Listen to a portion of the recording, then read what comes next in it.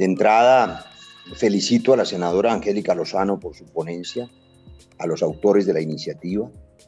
Anuncio mi voto favorable a esa iniciativa y explico las razones por las que acompañaremos esta iniciativa. Como el país ha oído en múltiples ocasiones, los abusadores de niños y niñas en su inmensa mayoría no son los psicópatas, que son extraordinarios casos de crueldad y atrocidad que registran los medios de comunicación. No, el 95% de los casos quedan en el silencio, no son objeto de atención mediática y corresponden a abusadores que son miembros cercanos a las familias, padrastros, tíos, primos, sobrinos, vecinos, cuidadores de los menores que aprovechan la condición de pobreza y hacinamiento, porque también la inmensa mayoría de los casos de abuso sexual ocurren, no todos, pero la mayoría en los estratos 0, 1 y 2. Muchos de estos niños y niñas no solamente no tienen la capacidad por intimidación de denunciar, sino que inclusive sus padres, sus madres, en hechos absolutamente dolorosos y trágicos, que solo se explican de nuevo por la pobreza y la miseria, no son denunciados.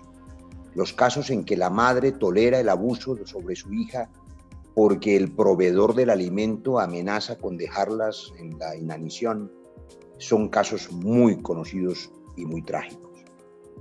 Esos niños crecen con ese estigma. Muchos casos hemos visto, yo quiero recordar aquí uno que fue el que motivó que yo presentase en el año 2008 la ley que hoy castiga a esos abusadores miserables con 60 años de cárcel cuando abusan y o asesinan a los niños. Había una discusión en ese año sobre el abuso de un sacerdote que se llamaba el cura Rosso. Y como ustedes quizás recuerden, el senador Germán Barón, recuerdo, entre otros, me acompañó con entusiasmo en ese deseo de castigar a los abusadores. Con él defendimos inclusive otra norma que espero llegue de nuevo aquí a discusión, porque es una norma médica, científica, que tiene criterio, que no es populista, que es difícil, pero que verdaderamente protege niños y niñas, que es lo que se conoce popularmente como la castración química, que no es otra cosa que la inducción, la inhibición hormonal del estímulo sexual, como ocurre en Francia, por ejemplo. Pero en ese debate del 2008, el denunciante era un joven, que para ese momento ya tenía 27, 28 años, y según su dicho había sido abusado cuando era apenas un chiquillo y era acólito de esa iglesia. Solo cuando tuvo suficiente formación, madurez, coraje, independencia, autonomía, valor, pudo hacer la denuncia. Eso pasa en infinitud de casos. Por eso me parece absolutamente pertinente, y los padres de familia de Colombia seguramente lo entenderán y nos acompañarán en la aprobación de esta norma, que es indispensable esta figura que es exótica, que no es usual, que es extraordinaria, que tiene dificultades de procedimiento penal, sin duda, que es la imprescriptibilidad. Las tiene y las menciono solo para dejarlas de lado, porque como se sabe, y lo saben los tratadistas del derecho penal, el hecho de que un ciudadano esté sub iudice toda su vida, pues por supuesto es exótico y no es deseable.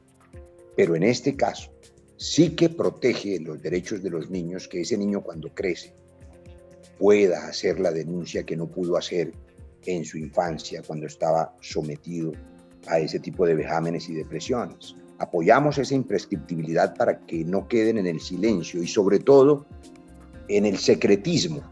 En la ponencia negativa que presenté al acto legislativo anterior, en la sesión pasada, explicaba cómo la inmensa mayoría de los casos no son denunciados.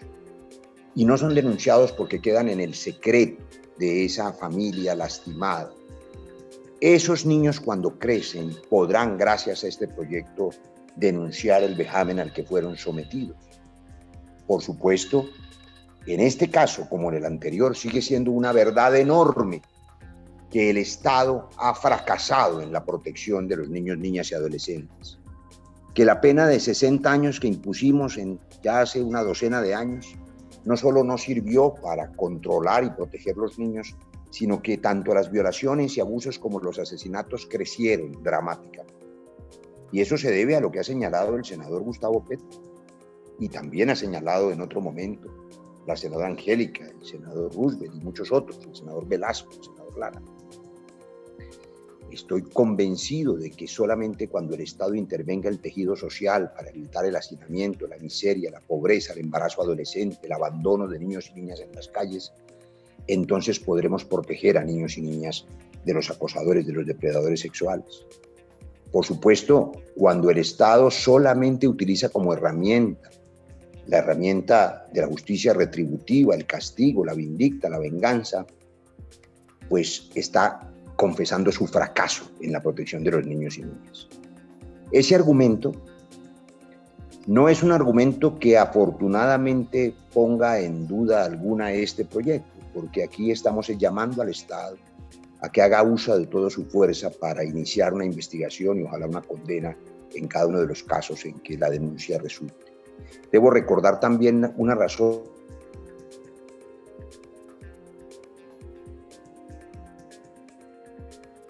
Senador, un minuto para que pueda terminar, por favor. Gracias, señor presidente. Una razón neurológica. El lóbulo frontal y en general la corteza cerebral solamente está plenamente madura a los 21 años. Por esa razón hay que darle tiempo a las víctimas para que con esa madurez puedan ejercer su derecho a denunciar. Debemos con énfasis decir que esta tampoco es una completa solución e insistir en lo que hay que hacer es prevenir a los niños y los niños cuidarlos en el tejido social, más trabajadoras sociales, más psicólogas, más madres comunitarias, más apoyo a las madres solteras, más casas de hogares de cuidadores de niños y niñas calificados, más inversión social, porque el aumento de las penas no resuelve nada, ha fracasado y en cambio puede reproducir crímenes aún peores que el propio abuso, como el asesinato del niño para no dejar testigo.